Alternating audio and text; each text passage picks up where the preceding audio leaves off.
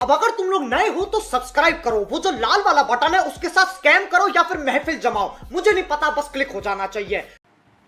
जय हिंद दोस्तों, हम कर रहे थे क्लास 10 मैथमेटिक्स आरएस अग्रवाल से। आईसीएसई बोर्ड आपके पास क्लास 10 और रेशियो एंड प्रोपोर्शन आपके पास चैप्टर का नाम है और ये आपके पास वीडियो लेक्चर नंबर 8। इससे पहले हमने 7 वीडियोज में बेसिक कंसेप्ट सॉल्व एग्जाम्पल के साथ साथ एक्सरसाइज 7A-B कंप्लीट कर लिया है।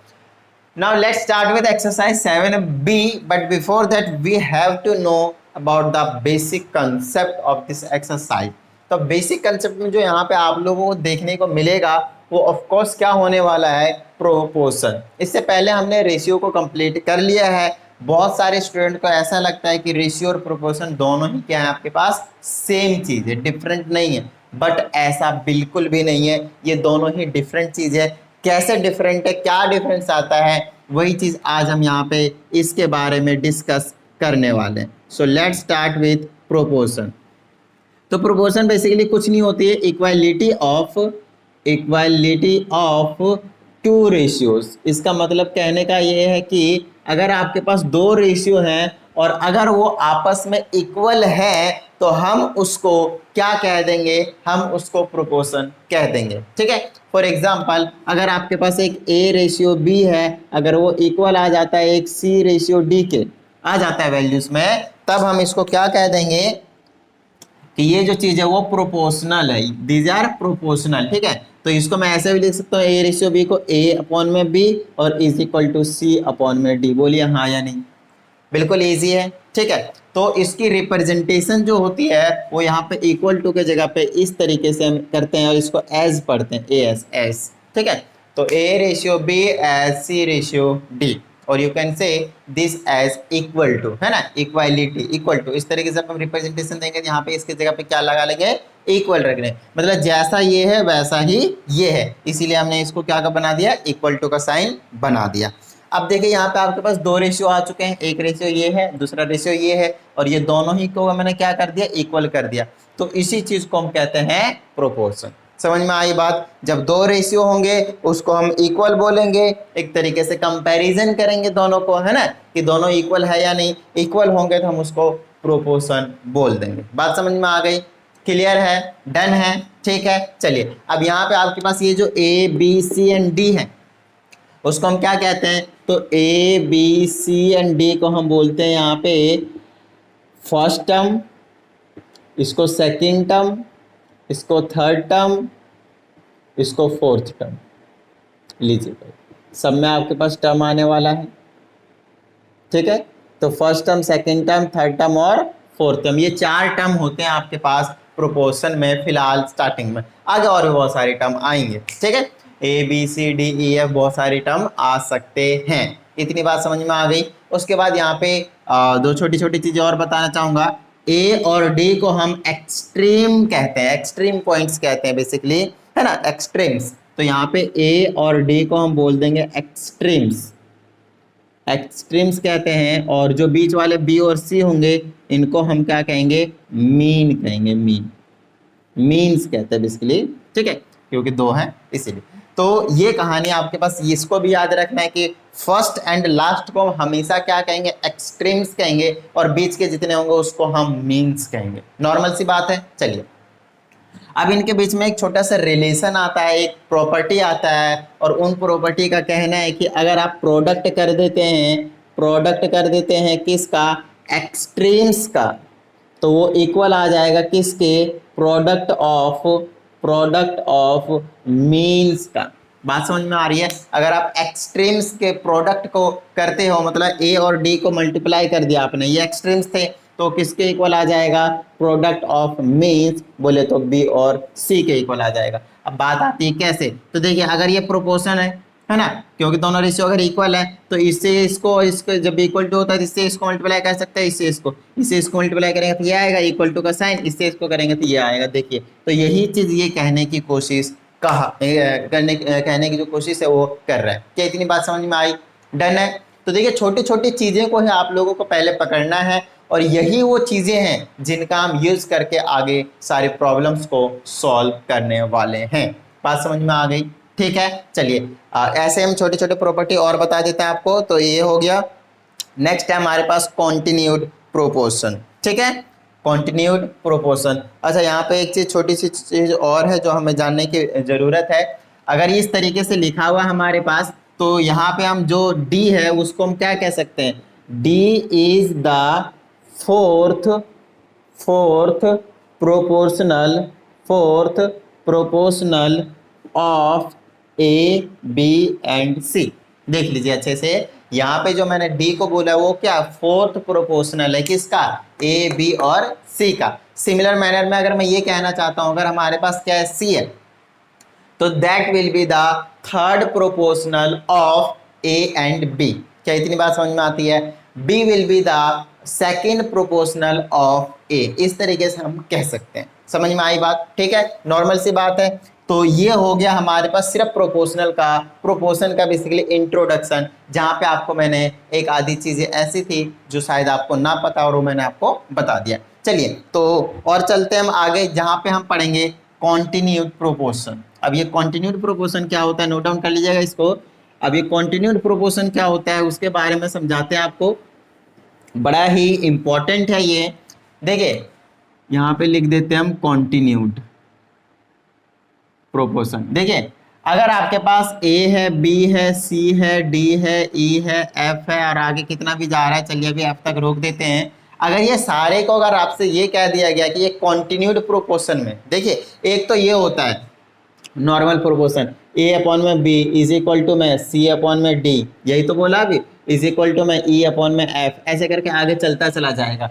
जहां पे अगर आप देखो तो सारे रेशियो एक यूनिक दिखा रहे हैं बट दे आर इक्वल, है ना, ये अलग है, ये अलग है, ये अलग है, सारे वैल्यूज देखिए मैंने अलग लिख रखे हैं। बट यहाँ पे जब हम कॉन्टिन्यूड प्रोपोर्शन की बात करते हैं तो ए अपॉन में बी पहला होगा, अगला बी से शुरू होकर सी पे जाएगा, अगला फिर उससे अगला वाला सी पे शुरू होकर डी पे जाएगा, फिर उससे अगला वाला डी से शुरू होकर ई पे जाएगा, फिर उससे अगला ई पे शुरू होकर एफ पे जाएगा। तो इस चीज को बहुत अच्छे तरीके से आपको समझने की जरूरत है। वहां पे हम यूनिक की बात कर रहे थे, है ना, तो वो आपके पास नॉर्मल प्रोपोर्शन था। बट जब हम कॉन्टिन्यूड प्रोपोर्शन की बात करेंगे तो वो कॉन्टिन्यूटी बनाए रखना चाहता है, मतलब ए से बी अगर रेशियो बनाया है, ए रेशियो बी, तो अगला बी से ही शुरू होकर अगला जाएगा, फिर अगले से यहाँ से, फिर यहाँ से, फिर यहाँ से, इस तरीके से आगे कंटिन्यू होने वाला है। क्या इतनी बात समझ में आई? डन है, फिल आया। तो फिलहाल मैं जो बात करता हूँ कि A B and C are in continued proportion. तो मेरी बात ध्यान से सुनिएगा, अगर ए बी और सी कॉन्टिन्यूड प्रोपोर्शन में है तो मैं यहाँ से कह सकता हूँ ए अपॉन में B will be equal to B upon में सी। बोलिए हाँ या नहीं? बिल्कुल सही। तो यहाँ से हम एक छोटी सी चीज समझेंगे जिसको हम कहते हैं मीन प्रोपोर्शन, या फिर इसी चीज को कहा जाता है ज्योमेट्रिक मीन। और इसका मतलब कुछ नहीं होता, देखिए ज्योमेट्रिक मीन का मतलब जो मीन होंगे, फिलहाल ये और ये क्या काम कर रहा है, एक्सट्रीम्स के काम कर रहे हैं, और ये मीन का काम करेगा। तो मीन को बी से बी को मल्टीप्लाई करेंगे तो बी स्क्वायर हो जाएगा, और यहाँ से करेंगे तो ए सी आ जाएगा। मतलब इस रिलेशन को आपको याद रखने की बहुत ज़्यादा ज़रूरत है, बेसिकली समझने की ज़रूरत है कि जो मीन होते हैं वो किसके इक्वल होंगे। यहाँ पे भी मैंने क्या किया है उस चीज़ को देख लीजिए। ये आपके पास एक्सट्रीम्स थे, एक्सट्रीम्स का प्रोडक्ट किसके इक्वल आएगा, मीन के प्रोडक्ट के इक्वल, और इसी को ज्योमेट्रिक मीन कहा जाता है। ये जो बी निकल कर आता है, बी को कहा जाता है ज्योमेट्रिक मीन, और b is equal to under root square को उधर भेज दिया, अंडर रूट ए सी हो गया। क्या इतनी बात समझ में आई? डन है, फिल आया। चलिए अब यहाँ पे हम एक छोटी सी चीज की बात और करेंगे, जो जहाँ पे जनरली स्टूडेंट्स क्या रहते हैं, कंफ्यूज रहते हैं, तो उस डाउट को मैं आपको क्लियर कर देता हूँ। देखिए यहाँ पे जब इस तरीके से था तो हमने d को क्या कहा था, फोर्थ प्रोपोर्शनल। अभी अभी बताया मैंने आप लोगों को, फोर्थ प्रोपोर्शनल बोला था। तो यहाँ पे ये जो c होगा वो क्या होगा, क्या फोर्थ प्रोपोर्शनल होगा या फिर थर्ड प्रोपोर्शनल होगा? मेरी बात ध्यान से सुनिएगा। तो यहाँ पे ये दोनों तरीके से एक्ट करता है। जी हाँ, ये जो सी है वो दोनों तरीके से एक्ट करता है। अब कैसे, उस चीज को समझिए। अब इसका मतलब क्या है? इसका मतलब सिंपल सी बात है, ए रेशियो बी, और अगला जो है वो आपके पास वो क्या है, बी रेशियो सी। देख लीजिए, तो यहाँ पे अगर हम यहाँ पे रखने की बात कर रहे हैं तो ये तो फिलहाल तो फोर्थ प्रोपोर्शनल, क्योंकि ऑलरेडी ए बी और बी है। तो इसको हम दो तरीके से पढ़ते हैं, दो तरीके से लिखा जाता है। अगर ऐसा बोला है C is the third proportional of A B, तो ठीक है, नो प्रॉब्लम, क्योंकि ए और बी देखिए इधर हमने कितने लिखे हैं, सिर्फ 2, तो सी क्या होने वाला है, 100% थर्ड प्रोपोर्शनल ही होने वाला है, ठीक है। ए और बी लिख दिया तो सी जो हो जाएगा वो थर्ड प्रोपोर्शनल हो जाएगा, लेकिन C is the fourth proportional, fourth का भी काम करता है, लेकिन कैसे, तो समझते हैं इस चीज को। Fourth proportional of A comma B, अब की बार ये वाला भी इंक्लूड करेगा। देखिए ये जो चीज है वो दोनों सेम ही है, ये और ये क्या दोनों ही सेम है, तो अगर आपसे ए और बी बोला तो सी क्या बन जाएगा, थर्ड प्रोपोर्शनल, हालांकि कॉन्टिन्यूटी में ही रहेगा, है ना। ये थर्ड और फोर्थ वाली बात आपको बहुत अच्छे तरीके से समझने की जरूरत है, क्योंकि आगे हम इनका बहुत ही अच्छे तरीके से यूज करने वाले हैं। तो एक बार फिर से समझ लीजिए, सी जो है वो 2 तरीके से काम करता है, थर्ड प्रोपोर्शनल का भी और फोर्थ प्रोपोर्शनल का भी। थर्ड प्रोपोर्शनल का कब काम करेगा, जब सिर्फ और सिर्फ स्टार्टिंग के सिर्फ और सिर्फ 2 ही बोला जाएगा आपसे। मैंने बोला मेरे पास 3 है और 5 है और एक नंबर है x जो कि क्या है, थर्ड प्रोपोर्शनल है, एक एग्जांपल के तौर पे थर्ड प्रोपोर्शनल है, इसका मतलब ये है कि ये 3 होगा रेशियो 5 होगा और अगला यहाँ पे 5 रेशियो x आ जाएगा। मतलब देखिए वैसे तो ये फोर्थ पे जा रहा है, बट एक्चुअल में मैंने सिर्फ आपको 3 और 5 बोला था, इसका मतलब कॉन्टिन्यूड प्रोपोर्शन होगा और आगे जाकर दूसरा भी 5 बनाएगा और फिर जाकर ये चौथे जगह पे बैठ जाएगा, लेकिन है वो थर्ड प्रोपोर्शनल। अब इस चीज को मैं फोर्थ प्रोपोर्शनल भी कह सकता हूँ, कैसे, तो फोर्थ प्रोपोर्शनल बोलेंगे तो किसका बनेगा, of this this and this, 3 5 5, लेकिन मैंने सिर्फ 3 एंड 5 का बोला था, ध्यान दीजिए। अगर मैंने 3 और 5 बोला तब तो वो थर्ड प्रोपोर्शनल है, लेकिन 3 5 5 बोल जाता वो फोर्थ प्रोपोर्शनल बन जाएगा। जनरली बात समझ में आ गई। आपसे जनरली थर्ड प्रोपोर्शनल पूछते हैं और ये 2 ही नंबर देते हैं, तो इसको कॉन्टिन्यूड प्रोपोर्शनल बना देना, मतलब एक और बी की वैल्यू आ जाएगी 5, सेम चीज आ जाएगी, लाइक दिस। समझ में आई बात, डन है। और क्या है इसमें बेसिक कंसेप्ट में, प्रोपोर्शनल हो गया, ये भी हो गया, कॉन्टिन्यू प्रोपोर्शनल हो गया, मीन प्रोपोर्शनल हो गया, थर्ड प्रोपोर्शनल भी हो गया। लीजिए भाई, आपका जो कॉन्सेप्ट था वो मैंने आप लोगों को कंप्लीट करवा दिया है। तो चलिए, बिना क्वेश्चंस के हमें कंसेप्ट अच्छे से क्लियर नहीं होता है ना। इसमें आपके पास 2 चीजें और देखने को मिलेंगी, जी हाँ, उसको भी एक बार मैं एक्सप्लेन कर देता हूँ बेसिक कंसेप्ट में ही, बहुत अच्छी बात रहेगी, बहुत जरूरी है बेसिकली। तो चलिए बताता हूँ क्या है वो डुप्लीकेट रेशियो। जी हाँ, डुप्लीकेट रेशियो।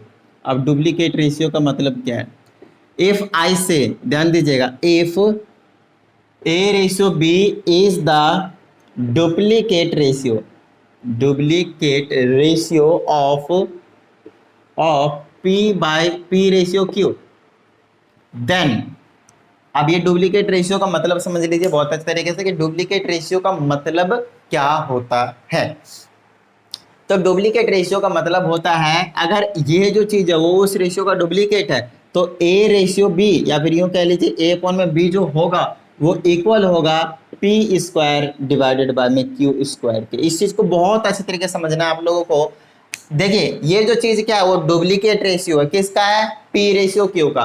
तो ये जो रेशियो होगा किसके इक्वल होगा, जिसका डुप्लीकेट होता है उसी के स्क्वायर के इक्वल होगा। समझ में आ गया, इस तरीके से हम इसको लिख सकते हैं। इस चीज को समझना बहुत ज्यादा जरूरी है, ठीक है। चलिए आगे इसका हम यूज करने वाले हैं। एक छोटी सी चीज और है, जहां पे अगर लेट करते हैं, लेट रेशियो है ए अपॉन में B is equal to C upon में डी, कॉन्टिन्यूट नहीं है, नॉर्मल वाला है, प्रोपोर्शन है, और ई अपॉन में एफ।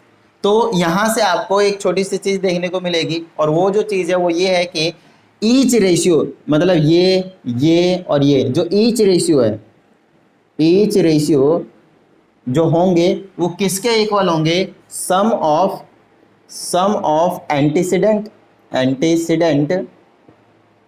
डिवाइडेड बाय में सम ऑफ कॉन्सेक्यूंट, ये इसके इक्वल होगा। इसका मतलब ये हो गया कि सम ऑफ एंटीसीडेंट, मतलब आपको ऑलरेडी मैंने रेशियो में बता रखा है एंटीसीडेंट का क्या मतलब है, ए सी और ई जो पहले लिखा जाएगा न्यूमरेटर में समझ लीजिए, वो आपके पास एंटीसीडेंट का काम करेगा, मतलब ए प्लस सी प्लस ई और डिवाइडेड बाय में सम ऑफ कॉन्सेक्यूंट मतलब B D F, B plus D plus F. मतलब कोई सा भी रेशियो बात कर लीजिए, ए रेशियो की बात कर लीजिए तो ए अपॉन में B will be equal to this, ठीक है। C अपॉन में D will be equal to this और E अपॉन में F will also be equal to this. ठीक है, तो ये जो कॉन्सेप्ट आपके पास एग्जाम्पल में गिवन है, जहाँ पे आप कह सकते हैं एक नया कॉन्सेप्ट जो है वो निकल कर आएगा, तो उस चीज़ के बारे में हम बात करेंगे। फिलहाल यहाँ पे इस चीज़ को बहुत अच्छे तरीके से आपको समझ में आ जाना चाहिए, ज़्यादा कुछ नहीं है। ठीक है, यहाँ पे हमने सिर्फ छोटी छोटी चीज़ों को हमने निकाला है। अब ऐसा क्यों है तो उसका थोड़ा सा प्रूफ भी दे रखा है, वो चीज़ भी बता देता हूँ। इनको मैं क्या ले कर सकता हूँ, लेट कर सकता हूँ के। ध्यान दीजिएगा, ये तीनों अगर इक्वल है तो एक छोटे से नंबर के इक्वल मान लिया मैंने तीनों को। तो यहाँ से अगर मैं ए की वैल्यू निकालता हूँ तो ए अपॉन में B will be equal to K, तो ए की वैल्यू बी के। उस तरीके से सी की वैल्यू निकालूंगा तो क्या निकलेगा, डी के। और ई की वैल्यू निकालूंगा तो क्या निकलेगा, एफ के। तो ए बी और सी की वैल्यू, ए बी और ई की वैल्यू यहाँ पे पुट कर दीजिए, क्या निकलेगा, B k plus C k plus F k, B k plus D k, sorry B k plus D k plus F k, यही है। और डिवाइडेड बाय में B plus D plus F है, B plus D plus F है। अब देखिए ऊपर से मैं के कॉमन लूंगा, जैसे मैंने के कॉमन लिया ब्रैकेट में बच गया बी डी एफ प्लस में, और नीचे भी वही चीज़ है, कैंसिल आउट हो जाएगा तो मेरे पास बचा क्या, सिर्फ के बचा। अब ये जो के है वो किसके इक्वल है, इसके इक्वल भी, इसके इक्वल भी, इसके इक्वल भी है ना। तो हर एक रेशियो के इक्वल है ना, बात समझ में आ रही है, हर एक रेशियो के इक्वल है ये। तो वही चीज मैं कह रहा हूँ, ईच रेशियो किसके इक्वल रहेगा, सम ऑफ एंटीसीडेंट डिवाइडेड बाय में सम ऑफ कॉन्सिक्वेंट। बात समझ में आ गई। तो ये ए अपॉन में बी के इक्वल भी है, ये सी अपॉन में डी के भी इक्वल है, और ये ई अपॉन में एफ के भी इक्वल है। इन तीनों के ही इक्वल है ये चीज, sum of antecedent and sum of consequent. क्या इतनी बात समझ में आ गई, डन है, फील आया, समझ में आना चाहिए चीज़ें। बेसिक कंसेप्ट में यही है। यहाँ से अगर आप आगे बढ़ते हो तो अब आपसे क्वेश्चन जो है वो हो जाएंगे। तो चलिए फटाफट नोट डाउन कीजिए। अब हम कर लेते हैं सॉल्व्ड एग्जांपल्स। ओके, तो चलिए कुछ सॉल्व्ड एग्जांपल्स को भी हम डिस्कस कर लेते हैं, ताकि आप लोगों का जो कॉन्सेप्ट है बहुत अच्छे तरीके से बिल्ड हो जाए, राइट। चलिए, तो सबसे पहला क्वेश्चन है, if this this this find the value of x. देख लीजिए, ये एक ए रेशियो है और एक ये रेशियो, ये दोनों क्या आपके पास प्रोपोर्शनल है। प्रोपोर्शनल मतलब दे आर इक्वल है। तो इसका मतलब ये है कि इसको मैं ऐसे लिख सकता हूँ, एक्स अपॉन में 8 इज इक्वल टू, इसका मतलब इक्वल टू बताया था अभी, और ये आ जाएगा 3/4। ये फर्स्ट क्वेश्चन कर रहे हैं हम। चलिए, तो अब हम क्या करने वाले हैं, क्रॉस मल्टीप्लाई कर दिए, इसे करेंगे तो 4x, और इसको करेंगे तो 8 या 24, एक्स की वैल्यू क्या आ जाएगा 24/4, काट देंगे 6, हो गया, फर्स्ट क्वेश्चन हो गया। समझ में आ रही बात। तो छोटे छोटे क्वेश्चन है, ज़्यादा टेंशन लेने की जरूरत नहीं है। चलिए सेकंड क्वेश्चन के पास चलते हैं। कहता है if x square 4 and 9 are in continued proportion find x। Continued proportion का मतलब ये है कि जो आपके पास मीन वाला होगा वो 2 बार रिपीट हो रहा होगा। सिंपल सी बात है, तो इसको ऐसे लिखेंगे, x स्क्वायर रेशियो 4 और s 4 रेशियो 9। तो इसको मैं ऐसे लिख सकता हूँ, एक्स स्क्वायर डिवाइडेड बाय में 4 इज इक्वल टू 4 अपॉन में 9। सिमिलर कॉन्सेप्ट के ऊपर बेस्ड क्वेश्चन, इससे इसको करेंगे तो 9x की स्क्वायर इज इक्वल टू 4 4 जा 16। तो x की वैल्यू आ जाएगी स्क्वायर की 16 डिवाइडेड बाय 9, और यहाँ से x की वैल्यू निकालेंगे, स्क्वायर को रूट के अंडर भेज देंगे 16/9। यहाँ पे पॉजिटिव नेगेटिव नहीं लिखना, सिर्फ पॉजिटिव में लेंगे रेशियो को, ठीक है। 4 अपॉन में 3, इसका मतलब 4 x की वैल्यू जो आएगा वो 4 अपॉन में 3 आ जाएगा। 16 का 4, 9 का 3। Got it. चलिए आगे चलते हैं, सेकंड क्वेश्चन हो चुका है आपके पास। तो ऐसे ही छोटे छोटे क्वेश्चन है आपके पास। चलते हैं थर्ड क्वेश्चन के पास।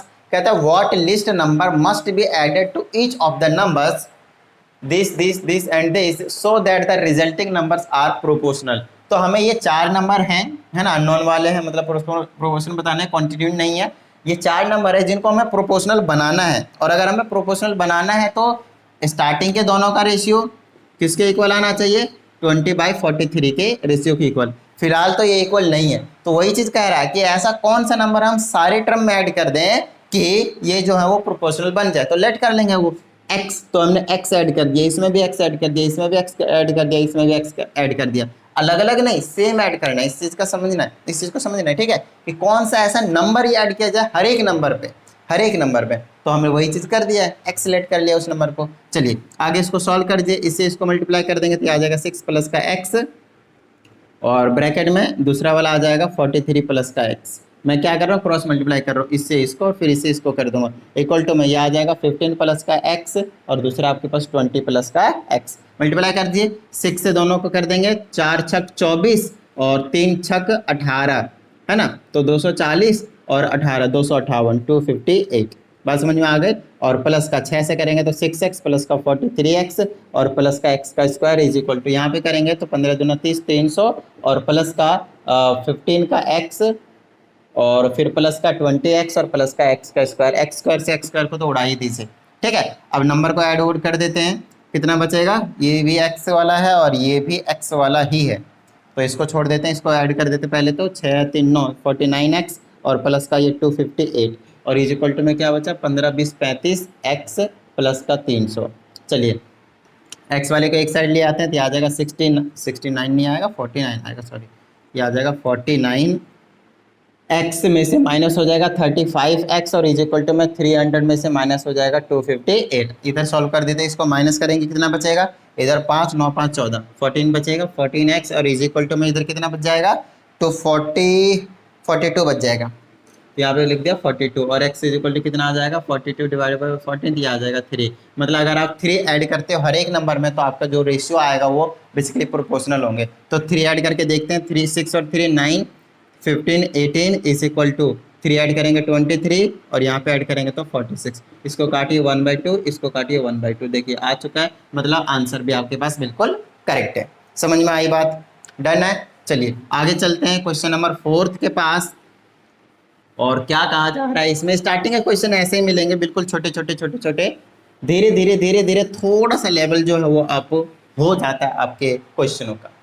कहता है fourth proportional to this find out करना है, तो ऑफकोर्स स्टार्टिंग के दोनों रेशियो होंगे और इक्वल टू 35, चौथा नहीं पता तो उसको हमने x लेट कर x निकाल दीजिए, इसे इसको करेंगे 7x, इसे इसको कर दीजिए 13 × 35, 7 मल्टीप्लाई में डिवाइड में भेज दीजिए, 7 × 5 35, 13 × 5 65, x की वैल्यू 65, मतलब 65 हो गया इसका फोर्थ प्रोपोर्शनल। समझ में आई बात, ये हो गया आपके पास फर्स्ट पार्ट।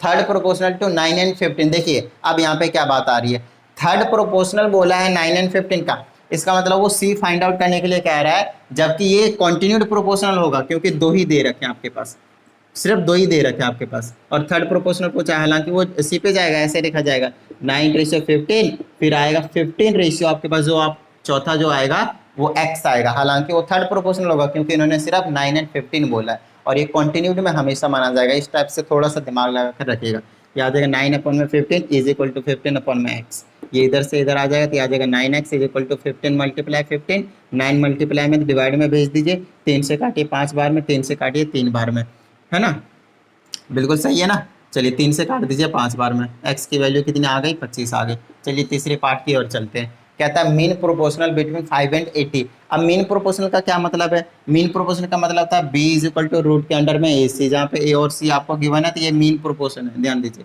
तो रूट के अंडर a और c 5 और 80 दे रखा है, 5 × 80, तो ये आ जाएगा mean proportional is equal to root के अंदर 8 × 40 400, और 400 का स्क्वायर रूट होता है 20, मतलब b की वैल्यू 20 आएगी, मतलब मीन प्रोपोर्शन जो है आपके पास वो 20 आने वाला है और आ चुका है। बिल्कुल समझ में आगे बात क्लियर है, डन है, मजा आया। चलिए तो फटाफट इसको नोट डाउन कीजिए, अब करते हैं हम आगे के क्वेश्चंस। ओके तो देखिए क्वेश्चन नंबर 5 बड़ा ही मस्त क्वेश्चन है, कहता है फाइंड 2 नंबर्स। अब 2 नंबर्स बोला है तो मैं बिना कहे पूछे a और b लेट कर लूंगा, लीजिए कोई दिक्कत, x y लेट कर लीजिए आपकी मर्जी। फिर कहा जाता है हुज मीन प्रोपोर्शन इज 28, मतलब अगर मैं इसका मीन प्रोपोर्शन निकालता हूँ, मीन प्रोपोर्शन का मतलब है सिंपल रूट के अंडर में a b, ध्यान दीजिएगा, मीन प्रोपोर्शन का मतलब रूट के अंदर जो भी 2 नंबर है, अरे बात समझना, यह है वो कितना है 28 है, तो ये लिख दिया मैंने 28, स्क्वायरिंग बहुत साइड कर दूंगा तो A B is equal to 28 का स्क्वायर मतलब 28 × 28 कर दूंगा। This is your first equation. देखिए क्वेश्चन को अप्रोच कुछ इस तरीके से किया जाता है, ठीक है। चलिए तो ए बी हमने 2 नंबर लेट किए, ठीक है, let A and B 2 numbers, ठीक है। उसके बाद आपने क्या कर दिया, मीन प्रोपोर्शन 28 दिया था तो इसका मीन निकाल दिया, मीन प्रोपोर्शन निकाल दिया ज्योमेट्रिक मीन, और उसके रख दिया 28 के इक्वल। रूट हमें प्रॉब्लम क्रिएट करता है तो दोनों साइड स्क्वायरिंग कर दिया मैंने, स्क्वायरिंग बोथ साइड, तो इधर से रूट गया इसका स्क्वायर हो गया तो 2 बार लिख दिया, इसको फर्स्ट इक्वेशन की नेमिंग कर दीजिए। बाद में कहता है and the third proportional is 224, मतलब a और b का अगर थर्ड प्रोपोर्शनल है तो आप समझ रहे होगा मैं क्या कहना चाहता हूँ, मतलब a/b फिर आ जाएगा b/224, थर्ड प्रोपोर्शनल 24 है, मतलब कॉन्टिन्यूड प्रोपोर्शन में दे रखा है। अब यहाँ से आपके पास जो रिलेशन बनेगा वो ऐसा बनेगा a/b is equal to b/224, और you can say b² is equal to 224 times a। बोलिए हाँ या नहीं, क्या इतनी बात समझ में आ गई। अब आप क्या कीजिए, इसको सेकंड इक्वेशन की नेमिंग कर दीजिए। अब आपके पास क्या है, फर्स्ट और सेकंड इक्वेशन है, 2 वेरिएबल है, 2 इक्वेशन है, मजा लीजिए, ए और बी की वैल्यू सॉल्व करके निकाल दीजिए। बात समझ में आई नहीं आई, चलिए सॉल्व करके बताते हैं। यहाँ से हम क्या करेंगे, ए की वैल्यू वहाँ पे पुट करना आसान है, तो ए की वैल्यू निकाल देता हूँ यहाँ से, तो ए की वैल्यू निकालूंगा तो क्या निकलेगा, तो ये आ जाएगा 28 मल्टीप्लाई 28 और डिवाइड में चला जाएगा बी। ठीक है, चलिए तो वहाँ पे पुट कर देता हूँ, तो ये आ जाएगा B square is equal to 224 multiply A के जगह पे आ जाएगा 28 मल्टीप्लाई 28 डिवाइडेड बाई में बी। बी इधर चला जाएगा तो ये बना लेगा बी का क्यूब और इज इक्वल टू में बचेगा मेरे पास 224 मल्टीप्लाई 28 मल्टीप्लाई 28। क्या इतनी बात समझ में आ गई? अब मैं इसको क्या करना चाहता हूँ पता है, इधर क्यूब है, इनको भी क्यूब के फॉर्म में लिखना चाहता हूँ। तो 28 28 दो बार तो है ही है, इसको एक बार और 28 के फॉर्म में लिख देता हूँ मैं, तो ये बन जाएगा 224। थोड़ा सा छोटा करके पता कर लेता हूँ कितना आएगा, क्योंकि मुझे पता नहीं है। और 2 से इसको काट दूंगा तो कितने बार में कटेगा, 5 बार में, राइट। और ये 6 बार में, फिर 2 से काट दूंगा तो ये बनेगा 28 बार में। देखिए 28 एक और आ चुका है और इधर 8 बचेगा, मतलब ये आ जाएगा बी का cube is equal to 8 multiply कह सकते हैं आप 2 मल्टीप्लाई 2 मल्टीप्लाई 2 और साथ में ये कि 28 बचेगा, 28 को मैं काटूंगा नहीं, और ये 28 मल्टीप्लाई 28। ऐसा मैंने क्यों किया, ऐसा मैंने जानबूझ कर किया क्योंकि इधर क्यूब है तो इधर मैं क्यूब के फॉर्म में लाऊंगा, ये भी क्यूब ये भी क्यूब, तो ये आ जाएगा आपके पास बी का क्यूब, ये बना लेगा 2 का क्यूब मल्टीप्लाई ये बना लेगा 28 का क्यूब। अब देखिए दोनों क्यूब है तो इसको मैं 2 मल्टीप्लाई 28 का पूरे का क्यूब कह सकता हूँ। अब पूरे क्यूब से पूरे क्यूब से ला गया तो बी की वैल्यू कितनी आ गई, 28 दूना 56, 56 आ गया बी की जगह पे। और अगर आपको बी की वैल्यू पता चल चुका है तो यहाँ पे पुट कर दीजिए, ए की मिल जाएगी, तो ए इज इक्वल टू 28 मल्टीप्लाई 28 और डिवाइड बाय बी की जगह पे 56, 28 दूना 56, 2 से इसको काट दिए 14, ए की जगह पे आप कितना आ गया आपके पास 14। लीजिए भाई आपका काम बन चुका है। मजा आया भाई, फील आया। अब जो आपके पास क्वेश्चंस आएंगे वो कुछ इसी तरीके से कैलकुलेशन वाले होंगे, नोट डाउन कर लीजिएगा इसको। ठीक है, अब चलते हैं क्वेश्चन नंबर 6 के पास। ठीक है, अब सारे के सारे क्वेश्चन नॉर्मली इसी टाइप के आने वाले हैं आपके पास, थोड़े से कैलकुलेशन वाले, मैथमेटिक्स के जो एक्चुअल चीज होते हैं उसके वाले। ठीक है, अभी तो थोड़ा बहुत स्टेटमेंट में भी था थोड़ा सा। ठीक है, 6th क्वेश्चन में कहता है B is the mean proportion between A and C. B को मीन प्रोपोर्शन कहा गया है, ध्यान दीजिएगा, मीन प्रोपोर्शन है, और किसका, ए एंड बी का प्रोपोर्शन। अब ऑफ कोर्स अगर बी मीन है, मीन प्रोपोर्शन है तो रूट के अंडर ए सी होगा, इतनी बात समझ में आती है। और you can say B square is equal to A C होगा, ये भी कह सकता हूँ। तो इसको फर्स्ट इक्वेशन, ये चीज आपको पता है। अब आगे हमसे बोला है प्रूव कीजिए आप कि A square minus B square plus का सी स्क्वायर जो है वो ए की -2 माइनस बी की -2 प्लस सी की -2 और के इक्वल है, बी बाय 4 के इक्वल है। इस चीज़ को आपको प्रूव करना है। आपको सिर्फ एक चीज़ ये पता है और कुछ नहीं पता, और आपको ये चीज़ प्रूव करना है। तो पहले आप LHS उठा लीजिए, और LHS को, ये जो पावर नेगेटिव का, इसको पॉजिटिव बनाने के लिए क्या कीजिए, इसको थोड़ा सा सॉल्व कर दीजिए। इसको लिख दीजिए 1 में ए स्क्वायर लिख सकता हूँ, -1 में इसको बी स्क्वायर लिख सकता हूँ, प्लस इसको 1 में सी स्क्वायर लिख सकता हूँ। ये आ जाएगा ए स्क्वायर माइनस का बी स्क्वायर और प्लस का सी स्क्वायर और डिवाइडेड बाय में नीचे भी वही रहेगा आपके पास। ये बचेगा आपके पास, एलसीएम ले लेता हूँ मैं, तो ये बन जाएगा आपके पास A square B square C square. A square cancel हो जाएगा, यहाँ बचेगा B square C square minus B square cancel, A square C square plus C square cancel, A square B square. और ये ऊपर चला जाएगा तो मेरे पास कुछ ऐसे नज़ारे दिखाएगा, A square B square C square और साथ में ये भी रहेगा A square minus B square plus का सी स्क्वायर और डिवाइडेड बाय में ये चीज़ बच गई नीचे, ये आ गया B square C square minus का ए स्क्वायर सी स्क्वायर और प्लस का ए स्क्वायर बी स्क्वायर। मेरी बात ध्यान से सुनिए, जिसको समझ में नहीं आया है। मैंने क्या किया, पावर नेगेटिव होता है तो नीचे रेसिप्रोकल करके लिख सकता हूँ। मैंने इसका एलसीएम लिया तो ये चीज़ आ गया। इससे हमें इसको डिवाइड करना होता है तो ये कैंसिल आउट हो जाता है, जो बचता है ऊपर से मल्टीप्लाई करते हैं तो बी स्क्वायर सी स्क्वायर बचा। दूसरे में ये कटेगा तो ए स्क्वायर सी स्क्वायर बचेगा, ये कटेगा तो ये चीज़ बचेगी, और जो नीचे वाला होता है रेसिप्रोकल होकर ऊपर चला जाता है, बाकी सब कुछ वैसा ही देख लीजिए। अब हमें एक ये रिलेशन पता है, क्योंकि पावर नेगेटिव वाले की वैल्यू तो नहीं पता थी ना हमें, दैट्स वाई मैंने ऐसा किया है यहाँ पे, इसीलिए मैंने यहाँ पे ऐसा किया हुआ है। बात समझ में आ गई? ठीक है, तो चलिए अब हम यहाँ पे क्या करने वाले हैं, सिंपल अपना काम बना लेंगे भाई। यहाँ तक हो गए। अब जहाँ पे बी स्क्वायर है वहाँ पे ए सी पुट कर दीजिए, अपना काम बन जाएगा। तो यहाँ पे पुट कर रहा हूँ, देख लीजिएगा, ए स्क्वायर यूँ ही रखूँगा, बी स्क्वायर की जगह पे ए सी पुट कर दिया और ये सी स्क्वायर है। फिर ये ब्रैकेट में ए स्क्वायर को यूँ ही रखा, बी स्क्वायर की जगह पे ए सी, बी स्क्वायर की जगह पे ए सी और ये प्लस का सी स्क्वायर यूँ ही रखा, डिवाइडेड बाय में बी स्क्वायर की जगह पे ए सी और ये सी स्क्वायर को यूँ ही रखा, बीच में माइनस, ए स्क्वायर सी स्क्वायर को यूँ ही रखा, बीच में प्लस, फिर ए स्क्वायर और बी स्क्वायर की जगह पे ए सी।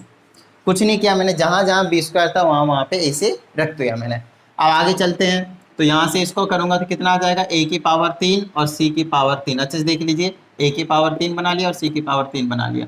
और यहाँ बच गया ए स्क्वायर माइनस का ए सी और प्लस का सी स्क्वायर डिवाइडेड बाय में। यहाँ पे सॉल्व करेंगे तो क्या बन जाएगा, ए सी का क्यूब बना लेगा माइनस ए स्क्वायर सी स्क्वायर प्लस का यहाँ बना लेगा ए का क्यूब और सी। ठीक है, चलिए अब क्या हो सकता है, नीचे से भी कॉमन आ सकता है, ए तीनों में है हाँ और सी भी तीनों में है, तो ए सी कॉमन ले लेते हैं, ऊपर बचेगा ए का क्यूब सी का क्यूब और ब्रैकेट में A square minus A C plus का सी स्क्वायर, नीचे से ए और सी दोनों कॉमन ले लीजिए, यहाँ बच जाएगा आपके पास सी स्क्वायर और क्या बचेगा, यहाँ से ए और सी दोनों गया तो माइनस का ए सी बचेगा और यहाँ से ए और सी दोनों गया तो प्लस का ए स्क्वायर बचा। अब ये ऊपर वाला और नीचे वाला मैच कीजिए, प्लस का ए स्क्वायर माइनस का ए सी माइनस का ए सी प्लस का सी स्क्वायर, ये बिल्कुल सेम सेम है, तोड़ा दीजिए। तो मेरे पास यहाँ से देखिए एक ए से एक कट जाएगा तो ए स्क्वायर बचा, एक सी से एक सी कट जाएगा तो सी स्क्वायर बचा। और आपको बहुत अच्छे से पता है मैं इसको कैसे लिख सकता हूँ, ए सी का पूरे का स्क्वायर। और आपको एक चीज़ बहुत अच्छे से पता है, ए सी किसके इक्वल है, बी, वो दैट विल डिपेंड कि आपको लाना क्या है, बी के फॉर्म में लाना, इसलिए मैं ऐसा कर रहा हूँ। तो मेरे पास ए सी के जगह पे बी स्क्वायर लिख सकता हूँ, तो ये आ गया बी स्क्वायर इसके जगह पे और इस पूरे का स्क्वायर था, तो बी का स्क्वायर कितना हो जाएगा, बी का पावर 4, ए की power m to the power n is equal to A की पावर m मल्टीप्लाई n। बात समझ में आई, डन है, फील आया। और ये आपके पास जो 6th क्वेश्चन है वो कंप्लीट हो चुका है, फटाफट नोट डाउन कर लीजिए। आप कहते हैं क्वेश्चन नंबर 7। ओके, तो देखिए 7th एग्जाम्पल क्या कहता है, कहता है if b is the main proportion between a and c, और अगर b अगर मेन प्रोपोर्शन है तो a और c तो रूट के अंडर में ac हो जाएगा, मतलब ये चीज़ आपको गिवन है। और यू कैन से ये इधर स्क्वायर लगा सकते हैं, मतलब B square is equal to A C आपको गिवन है। आगे बात समझ में। दूसरा कहता है आपको फिर सो दैट करना है, क्या सो दैट करना है कि ये जो चीज़ है वो मीन प्रोपोर्शन है किसका, इन दोनों का। तो ऑफकोर्स हमें जो टू प्रूव, ये गिवन है आपके पास और टू प्रूव में डाल दीजिए, जो आपको प्रूव करना है वो आपके पास बी ब्रैकेट में A plus C is equal to under root A square plus B square और फिर ब्रैकेट में बी स्क्वायर प्लस का सी स्क्वायर, ये चीज़ आपको प्रूव करना है। अब स्क्वायर हटाकर इधर भी स्क्वायर, रूट हटाकर इधर स्क्वायर लगा सकते हैं, मतलब इस कुछ इस तरीके से प्रूव करना है आपको। आ रही बात समझ में, कुछ ये चीज़ आपको प्रूव करना है कि ये जो चीज़ है वो इसके इक्वल है। तो देखिए हम क्या करेंगे, सिंपल सा काम करने वाले हैं हम क्या करेंगे, ये चीज़ उठा लेते हैं और इसके इक्वल ला देते हैं, ठीक है। तो ये चीज़ पता चल जाएगा। तो हमने यहाँ पे RHS उठा रहे हैं, RHS। अब RHS उठाएंगे तो मेरे पास A square plus B square, हमें ये चीज़ ऑलरेडी गिवन है, तो ए स्क्वायर को यूँ रखा प्लस बी स्क्वायर की जगह पे ए सी रख दिया और बी स्क्वायर की जगह पे ए सी रख दिया प्लस सी स्क्वायर की जगह यूँ रख दिया। अब चलिए इसको सॉल्व कर देते हैं फटाफट, और इसको हमें इसके इक्वल लाना है और कुछ नहीं, ठीक है। वैसे हम चाहते तो यहाँ पे भी पुट कर सकते थे, एक ही बात पड़ती लाइक दिस। चलिए मैं बताता हूँ, अगर आप LHS लेते तब भी हो जाता, RHS लोगे जब भी हो जाएगा, तो ये LHS है ना। तो ये प्रूव कर दीजिए या फिर ये प्रूव कर दीजिए। इसमें बोला क्या है कि आपको प्रूव करना है ये जो चीज़ है is the mean proportion of this and this. इसका मतलब ये है कि इसका मीन प्रोपोर्शन निकालेंगे हम और इसके इक्वल आना चाहिए। तो RHS से उठाने के लिए कह रहा है जनरली, बट ठीक है आप LHS को भी उठाकर किसके ऊपर कर दोगे तो कोई गलत नहीं करेगा, ठीक है। तो चलिए RHS से उठा ले, तो दोबारा से फालतू में मिटा दिया मैंने। तो ये आ जाएगा ए स्क्वायर बी स्क्वायर की जगह ए सी गिवन है हमारे पास, और बी स्क्वायर की जगह ए सी प्लस का सी स्क्वायर, सेम ही चीज़ आती है, कोई प्रॉब्लम वाली बात नहीं है। चलिए अब यहाँ से मैं क्या कॉमन ले सकता हूँ, ए, तो यहाँ बच जाएगा ए प्लस का सी, और यहाँ से मैं क्या कॉमन ले सकता हूँ, सी, तो यहाँ बच जाएगा ए प्लस का सी। अब ए और सी बाहर रखा और यहाँ पे बन जाएगा ए प्लस सी का होल स्क्वायर। अब यहाँ पे चेकआउट कर लीजिए, ए सी किसके इक्वल है, बी स्क्वायर का, यहाँ पुट कर दीजिए बी स्क्वायर और ब्रैकेट में ए प्लस सी का होल स्क्वायर लीजिए, हो गया प्रूफ। देख लीजिए आ चुका है LHS और हो गया ये क्वेश्चन डन। बात समझ में आई। तो बिल्कुल ये छोटे छोटे क्वेश्चन है आपके पास। चलिए क्वेश्चन नंबर 8 के पास चलते हैं, नोट डाउन कर लीजिएगा और एक बार क्वेश्चन को 8 को रीड आउट कर लीजिए, क्या कहने के लिए कह रहे हैं, तो फटाफट समझ। तो क्वेश्चन नंबर 8 देखते हैं। इसमें कहा जा रहा है if A is not equal to B and A ratio B is the duplicate ratio of A plus C ratio B plus C. आपको मैंने डुप्लीकेट रेशियो का मतलब बताया है। यहाँ पे बोला ए रेशियो बी जो है वो डुप्लीकेट रेशियो है किसका, ए plus C ratio B plus सी का। बात समझ में आई। और फिर कहता है हमें प्रूव करना है कि C is the mean proportion to between A and B, मतलब C is equal to root के अंडर A भी प्रूव करना, और you can say C square is equal to A भी, कुछ भी कर लीजिए, ये या फिर ये एक ही बात है ना। तो ये चीज़ हमें प्रूव करना है और इन्होंने बोला ये जो चीज़ है वो डुप्लीकेट रेशियो है किसका, इसका। तो मैंने आपको बेसिक कंसेप्ट में बताया था कि डुप्लीकेट रेशियो जिसका भी होता है उसी के स्क्वायर के इक्वल होता है। तो ये आ जाएगा a अपॉन में b इज इक्वल टू इन दोनों का स्क्वायर, a प्लस सी का स्क्वायर डिवाइडेड बाय में b प्लस सी का स्क्वायर। लीजिए ये डुप्लीकेट रेशियो का मतलब था, है ना। चलिए अब इसको क्या कह सकते हैं, हम ओपन कर सकते हैं। तो ये आ जाएगा a अपॉन में b इज इक्वल टू, यहाँ पे खोल दीजिए a स्क्वायर प्लस का c स्क्वायर प्लस का 2ac, a प्लस b का होल स्क्वायर का फॉर्मूले से खोल दिया मैंने, डिवाइडेड बाय में यहाँ पे आ जाएगा आपके पास b स्क्वायर प्लस का c स्क्वायर प्लस का 2bc। ए से मल्टीप्लाई कर दीजिए, क्रॉस मल्टीप्लाई कर रहा हूँ, ए से करेंगे तो आ जाएगा ए बी का स्क्वायर प्लस में ए सी का स्क्वायर प्लस का 2abc, और यहाँ से आ जाएगा आपके पास बी ए का स्क्वायर प्लस में बी सी का स्क्वायर प्लस में 2abc आएगा। तो 2abc से 2abc तो कंफर्म है कि कैंसिल आउट होंगे ही होंगे, है ना। अब क्या कर सकते हैं, हमें जो निकालना है वो सी स्क्वायर निकालना है। बहुत अच्छे तरीके से देख लीजिए, तो सी स्क्वायर वाले को एक साइड रखूंगा, बाकी को एक साइड कर दूंगा, तो ये बच जाएगा ए सी स्क्वायर, और इस वाले को मैं माइनस का बी सी स्क्वायर लिख दूंगा अंदर लाकर, उधर रहेगा बी ए का स्क्वायर, और इसको भी उधर ले जाऊंगा तो माइनस का ए बी का स्क्वायर रहेगा।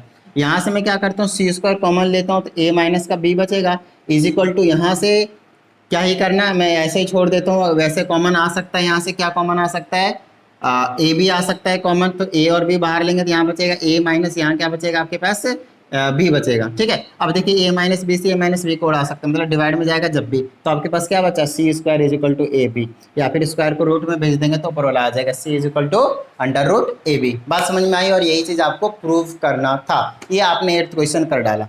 समझ में आई बात, डन है, नोट डाउन कर लीजिए। इसी तरीके के छोटे छोटे क्वेश्चन है। चलिए क्वेश्चन नंबर 9th के पास चलते हैं, क्या कहा जा रहा है थोड़ा सा समझने की कोशिश करते हैं हम। Question number 9, I have to turn the page.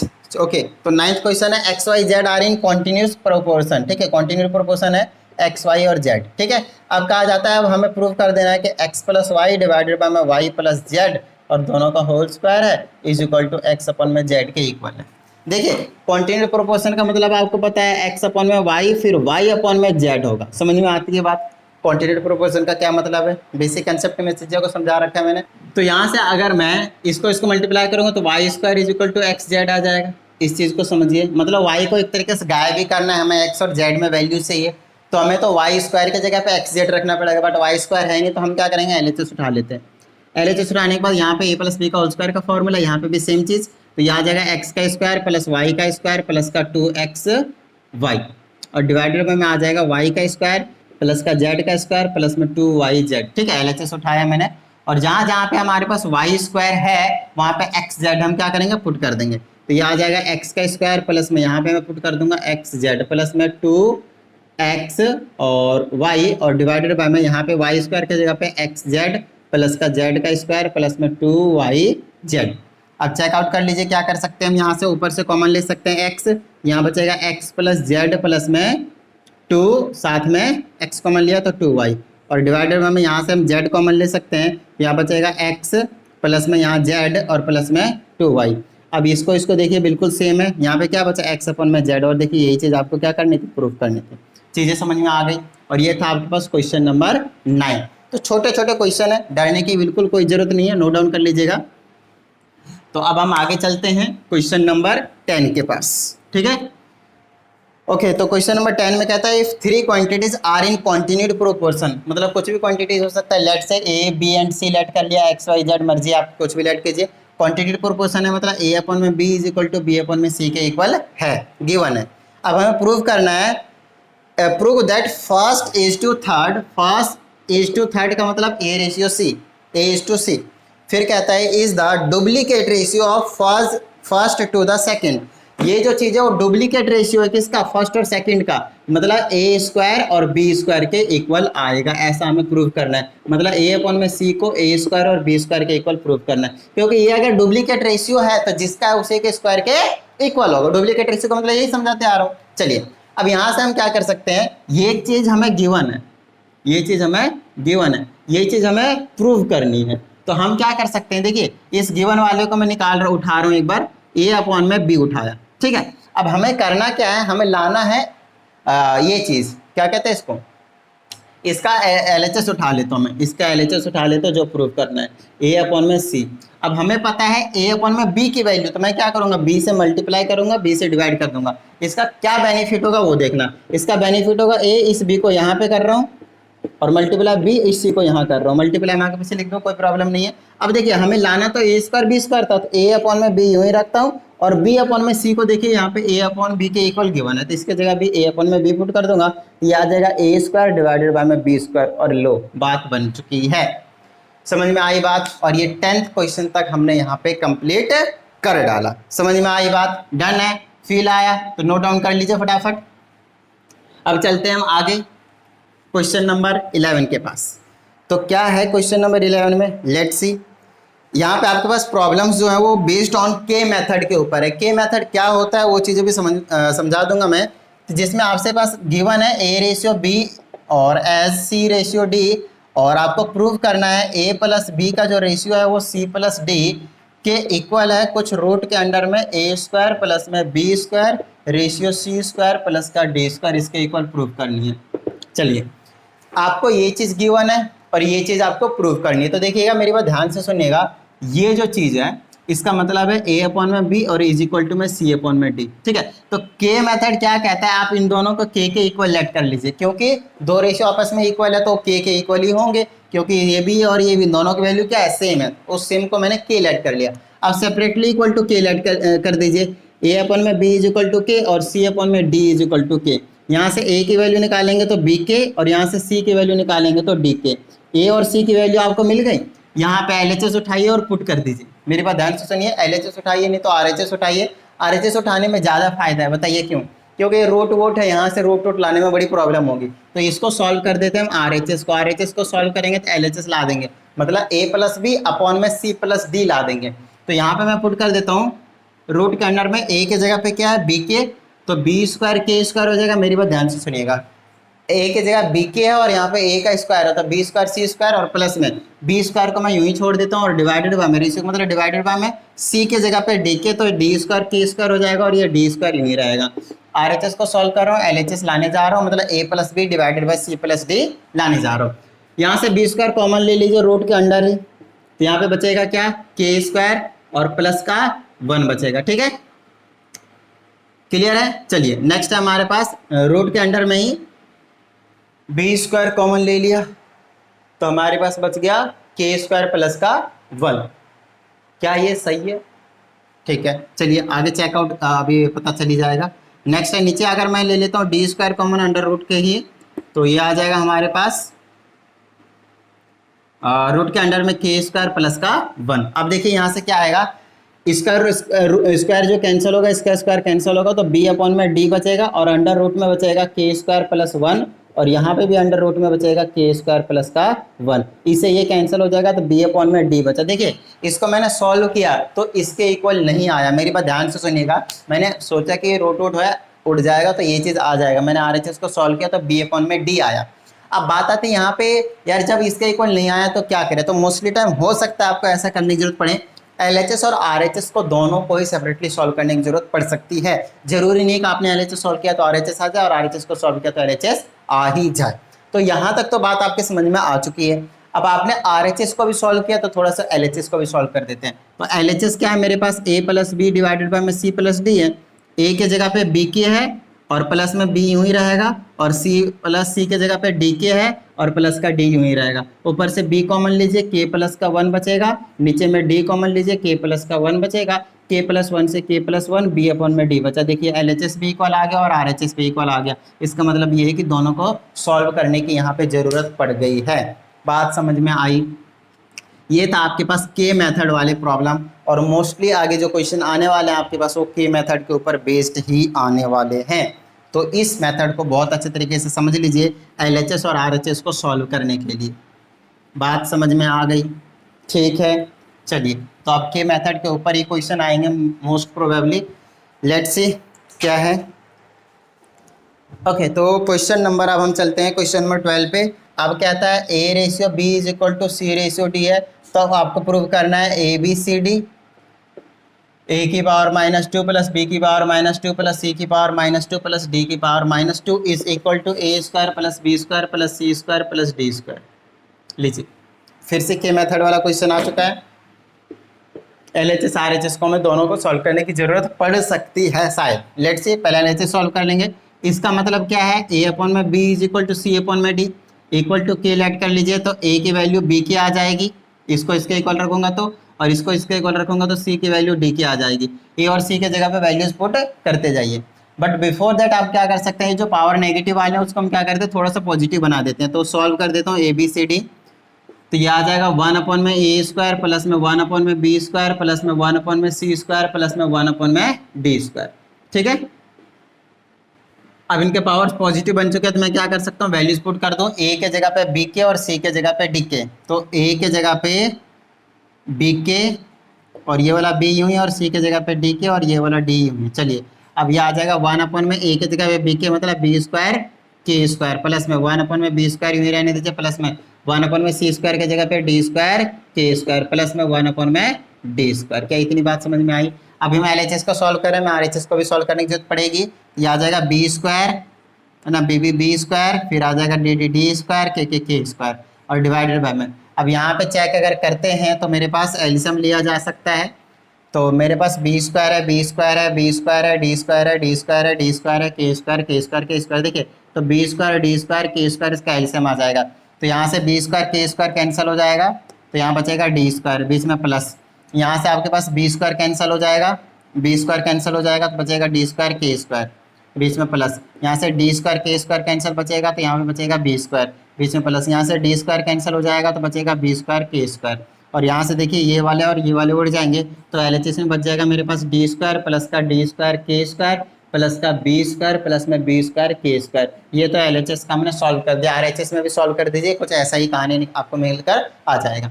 तो ए के जगह पे बी के मतलब बी स्क्वायर के स्क्वायर, बी के जगह पे बी स्क्वायर प्लस सी के जगह पे डी स्क्वायर के स्क्वायर और डी के जगह पे डी स्क्वायर। देखिए यही सेम चीज आ गई होगी यहाँ पे। ये दोनों क्या आ गया आपके पास, LHS और RHS बिल्कुल इक्वल। तो बिल्कुल छोटे छोटे क्वेश्चन है, चीज़ों को आपको समझने की जरूरत है। LHS और RHS दोनों को सॉल्व करने की जरूरत है। इक्वल टू के रख के ABCD की वैल्यू निकाल कर डायरेक्टली पुट करना और कुछ नहीं। समझ में आ गई बात? डन है। चलिए फटाफट इसको भी नोट डाउन कर लीजिए, करते हैं आगे। अब चलते हैं हम क्वेश्चन नंबर 13 के पास। ये 12 था, अब चलते हैं क्वेश्चन नंबर 13 के पास। सो लेट्स सी क्या कहता है क्वेश्चन नंबर 13। ठीक है, तो क्वेश्चन नंबर 13 में है आपके पास x अपॉन में a is equal to Y upon में b is equal to Z upon में c, और हमें प्रूव करना है कि a square X square plus का b square Y square plus का c स्क्वायर जेड स्क्वायर और डिवाइडेड बाय में a का क्यूब x प्लस में b का क्यूब y प्लस में c का क्यूब z वो इक्वल है under root x Y Z divided by में a b c के इक्वल। तो बड़ा ही छोटा सा क्वेश्चन है। देखिए अगेन हम इसको k के इक्वल मानेंगे और इन तीनों को k के इक्वल लेकर जाऊंगा तो x की वैल्यू a के, b और y की वैल्यू b के और z की वैल्यू c के, ये तीन चीज निकल कर आ जाएंगे। a के, b के, c के यहाँ पे पुट कर दीजिए। LHS सॉल्व कर रहा हूँ मैं पहले। इसके जगह में अगर मैं पुट करता हूँ तो a स्क्वायर तो यही रहेगा, लेकिन x के जगह पे क्या रहेगा a के, मतलब a स्क्वायर के स्क्वायर। ठीक है, प्लस में b स्क्वायर यूं ही रहेगा और y के जगह पुट कर दूंगा तो b स्क्वायर के स्क्वायर प्लस में c स्क्वायर यूं ही रहेगा, z के जगह पे c स्क्वायर के स्क्वायर। ठीक है, और नीचे में क्या आपके पास a का क्यूब, x के जगह पे a के, बीच में प्लस b का क्यूब, y के जगह पे b के प्लस में c का क्यूब, z के जगह पे c के। ठीक है, चलिए इसको सॉल्व करते हैं थोड़ा सा। a की पावर 4 के स्क्वायर प्लस में b की पावर 4 के स्क्वायर प्लस में c की पावर 4 के स्क्वायर डिवाइडेड बाय में a की पावर क्यूब k प्लस में b का पावर क्यूब k प्लस में c का पावर क्यूब k। कॉमन ले लीजिए, क्या कॉमन आ सकता है यहाँ से, k का स्क्वायर, और डिवाइडेड बाय में आपके पास यहाँ पे क्या बचेगा, a की पावर 4 b की पावर 4 प्लस में c की पावर 4 और डिवाइडेड बाय में नीचे बचेगा a का पावर क्यूब प्लस में b का पावर क्यूब प्लस में c का पावर क्यूब, और नीचे क्या है ये k से k चला गया मतलब k, और यहाँ पे बच गया आपके पास a की 4 b की 4 c की 4 डिवाइडेड बाय में a का क्यूब b का क्यूब c का क्यूब। खत्म बात। ये तो LHS हो गया, अभी RHS बाकी है। तो x के जगह पे अगेन हम क्या पुट करेंगे, a के, फिर b के, फिर c के डिवाइडेड बाय में a b c तो यूं ही रहने देंगे हम, a b और c, और ये अंडर रूट में। तो ये बन जाएगा a square b square c square, a square b square c square और डिवाइडेड बाय में a के b के c के, तो a b c और k का क्यूब बनेगा। ठीक है, अच्छा इसमें और भी पावर था, सॉरी, तो यहाँ पे मैं पावर लगाता हूँ, मैंने शायद लिखा नहीं। पावर में आपके पास 3/2 है, ये गया और ये गया, ये पावर में आपके पास 3/2 भी साथ में चलता आ रहा है, तो इस पूरे का पावर आपको 3/2 जरूर ही लगाना है। ये भी है, ये भी है, तो यहाँ पे भी पावर रहेगा तो 3/2 लिख देता हूँ। और ये अगर मैं अलग करता हूँ तो इसकी पावर भी 3/2 और इसकी पावर भी 3/2 आ जाएगा। तो यहाँ पे आपके पास ये तो रूट में आएगा और ये आ जाएगा ABC और कुछ इस तरीके से बचेगा रूट में। तो यहाँ से ABC चला गया और यहाँ से आपके पास देखो इसका मतलब क्या है, जब भी रूट लगा उसका मतलब पावर में 1/2 है। जब इसको मल्टीप्लाई करेंगे तो k का पावर कितना बचेगा, 1/2 बच जाएगा। क्या इतनी बात समझ में आ गई?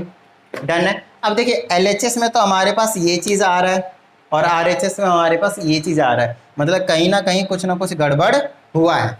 तो उसके लिए हम क्या कर सकते हैं, ये पूरा का पूरा कट जाना चाहिए, मतलब नीचे भी आपके पास जो आना चाहिए वो क्या आना चाहिए, नीचे भी सेम आना चाहिए ताकि कट कर 1 बन जाए। देखिए कुछ गलत किया है मैंने, अब मैं बताता हूँ क्या गलत किया है। यहाँ पे a का क्यूब था a के, तो a की पावर 4 बनाएगा, नीचे भी a का पावर 4 बनाने वाला है।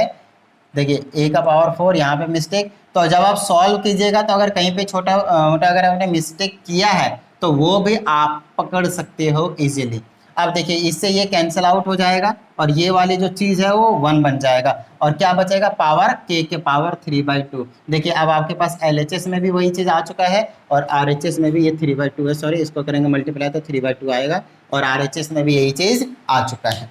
समझ में आई बात? तो चीज़ों को क्या करना है, आपको समझना है, ठीक है। क्वेश्चन को गलत नहीं उतारना है, मिस्टेक नहीं करने हैं। रीजन सिंपल है, देखिए थोड़ा सा दिमाग को शांत रख के करना है, ठीक है। बहुत ही शांति दिमाग से। स्टार्टिंग में आपको टाइम लग सकता है, उसके बाद जब आपको प्रैक्टिस हो जाएंगे इसी टाइप के क्वेश्चंस को करने के, फिर आपसे गलती नहीं होंगे। प्लस जब ये प्रूव करने वाले हैं तो और ज़्यादा ईजी हो जाते हैं। रीजन आपको आंसर पहले से पता होता है कि दोनों साइड का जो आंसर है वो बिल्कुल सेम आएगा।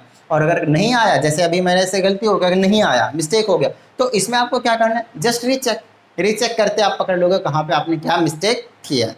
चलिए तो क्वेश्चन नंबर 13 हो चुका है। अब चलते हैं हम क्वेश्चन नंबर 14 के पास। तो बड़ा ही छोटा सा क्वेश्चन है, इसको कहाँ गिर गया, चलिए कोई बात नहीं, नोट डाउन कर लीजिएगा इसको भी फटाफट, ठीक है।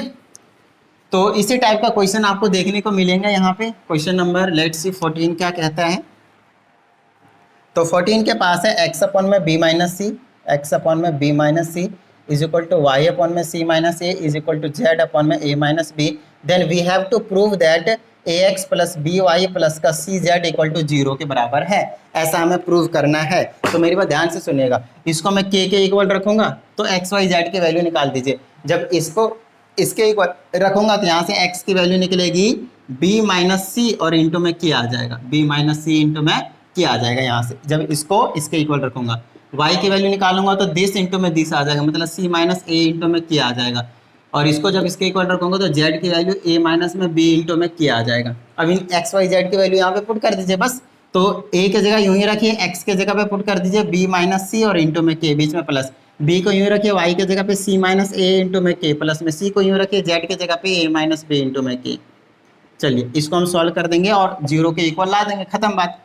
तो मल्टीप्लाई कर दीजिए a और k को, इससे मल्टीप्लाई करेंगे तो ए बी के माइनस ए सी के, बीच में प्लस। b से मल्टीप्लाई कीजिए बी सी के माइनस बी ए के, ठीक है, बीच में प्लस सी ए के माइनस सी बी के। यहाँ से सारे ही कट जाएंगे आपस में, आप चेक करते रहिएगा। मल्टीप्लाई में आगे प्लस, आगे पीछे सबको सेम ही रहता है। तो ये कितना आ गया, 0। और ये आपने प्रूव कर दिया क्वेश्चन नंबर 14 भी। देखते ही देखते क्वेश्चन नंबर 14 जो आपका वो प्रूव हो चुका है। समझ में आई बात? डन है। चलिए आप चलते हैं क्वेश्चन नंबर 15 के पास। तो 15 की कुछ कहानी नहीं है, सिंपल है। लेट्स सी क्या कहा जाता है। तो क्वेश्चन नंबर 15 में आपके पास A B C are in continued proportion. A B C अगर कॉन्टिन्यूड में मतलब ए अपॉन में B is equal to B upon में सी आपको गिवन है, नो डाउट इसमें आपको पास गिवन है। तो हमें प्रूव करना है। क्या प्रूव करना है, देखिए 2a का स्क्वायर माइनस का 5ab प्लस का 7b का स्क्वायर डिवाइडेड बाय में 2b का स्क्वायर माइनस का 5bc प्लस का 7c का square is equal to a upon में c के इक्वल हमें क्या करना है, प्रूव करना है। तो यहाँ से हम क्या कर सकते हैं वो चीज़ देख लीजिए। इसका इंक खत्म हो गया, इसको यूज़ कर लेते हैं, ठीक है। नहीं तो हमारे पास ब्लू वाला किधर गया, अच्छा चलो। तो हमारे पास ये चीज़ गिवन है तो ऑफकोर्स मैं इसको k के इक्वल रखूंगा। a की वैल्यू a अपॉन में b is equal to k, तो यहाँ से a की वैल्यू निकालूंगा b के। अच्छा यहाँ से अगर मैं b अपॉन में c इक्वल टू के करूँ तो b की वैल्यू निकलेगी c के। अब एक चीज हमेशा ध्यान रखिएगा, जब दोनों में ऐसे इंटर रिलेशन बनता है तो इस b की वैल्यू उठा के यहाँ रख देते हैं, तो a की जगह पे आ जाएगा b के जगह c के, और ये k, तो a की जगह आ गया c k का स्क्वायर। ध्यान से देखिएगा, इस b की जगह पे c k है, b की वैल्यू c k है, यहाँ पे रख दिया मैंने c के b की जगह पे, तो c k स्क्वायर आ गया और b की जगह पे c k आ चुका है। तो हम क्या करेंगे, LHS और RHS दोनों को सॉल्व करेंगे। यहाँ पे हमारा काम बन जाएगा, a और b की वैल्यू रखने वाले हैं और कुछ नहीं करने वाले हैं, ठीक है।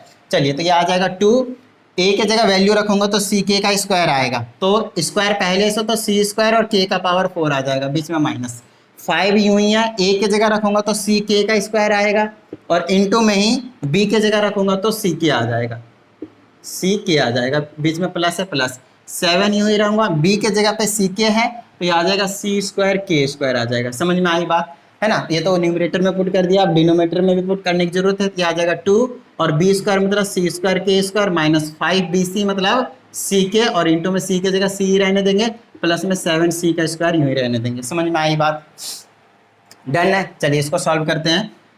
तो ये आ जाएगा 2c स्क्वायर k की पावर 4 माइनस का 5c स्क्वायर k की पावर क्यूब प्लस में 7c स्क्वायर k स्क्वायर, और डिवाइडेड बाय में आपके पास है 2c square k square minus 5c square k और प्लस में 7c का स्क्वायर। कॉमन ले लीजिए, ऊपर से क्या आ सकता है, k स्क्वायर कॉमन आ सकता है, c स्क्वायर कॉमन आ सकता है, तो k स्क्वायर और c स्क्वायर कॉमन लिया तो मेरे पास बच गया 2 k का स्क्वायर और माइनस का यहाँ से बच गया 5, k स्क्वायर बाहर गया है, c स्क्वायर तो k बच गया, प्लस का यहाँ पे 7 तो बचेगा ही, c स्क्वायर k स्क्वायर दोनों ही बाहर गया, डिवाइडेड बाय मैं यहाँ से कॉमन लीजिए, क्या ले सकता हूँ, c स्क्वायर तीनों में, c स्क्वायर बाहर, k है तीनों में, k तीनों में नहीं है, k तीनों में नहीं है तो सिर्फ c स्क्वायर बाहर आएगा, तो यहाँ बचेगा 2k का स्क्वायर माइनस का 5k बचेगा और प्लस का यहाँ पे 7 बचेगा। देखिए ब्रैकेट बिल्कुल सिमिलर आ चुका है, इसे इसको उड़ा दीजिए, c स्क्वायर से c स्क्वायर को उड़ा दीजिए, लेफ्ट हैंड साइड पे LHS पे आपके पास k स्क्वायर बच चुका है। समझ में आई बात। अब आपको क्या करना है, RHS सॉल्व करना है। RHS तो वही सॉल्व हो जाएगा, छोटा सा बेचारा, a के जगह पे ck स्क्वायर रख दीजिए, a के जगह पे ck स्क्वायर रख दीजिए, नीचे c है, c से उड़ा दीजिए, k स्क्वायर आ गया, RHS में भी k स्क्वायर आ गया, और ये जो क्वेश्चन है वो भी आपके पास सॉल्व हो चुका है। जी हाँ, क्वेश्चन नंबर 15 भी हमने कर डाला। समझ में आ रही है, चीजें क्लियर है, डन है, ठीक है। फील आना चाहिए क्वेश्चन को समझने में, बाकी तो क्या ही, बाकी सब मुँह में आया है। तो चलिए अब हम चलते हैं आगे क्वेश्चन नंबर 16 के पास। लेट्स सी क्या कहा जा रहा है क्वेश्चन नंबर 16 के पास। तो क्वेश्चन नंबर 16 में है आपके पास ABC, अगेन सिमिलर क्वेश्चन है आपके पास। इसमें कहा जाता है ABC कॉन्टिन्यूड प्रोपोर्शन है, ABCD भी है, ABC और D ये चारों हैं आपके पास, और ये कॉन्टिन्यूड प्रोपोर्शन में है।